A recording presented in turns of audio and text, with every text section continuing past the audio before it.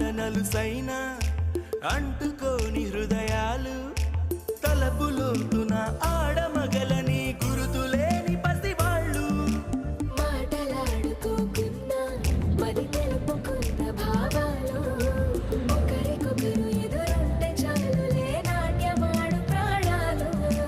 పేరుకేమో వేరు వేరు బొమ్మలే మరి ఇరువురికి గుండెలోని ప్రాణమొక్కటే కదా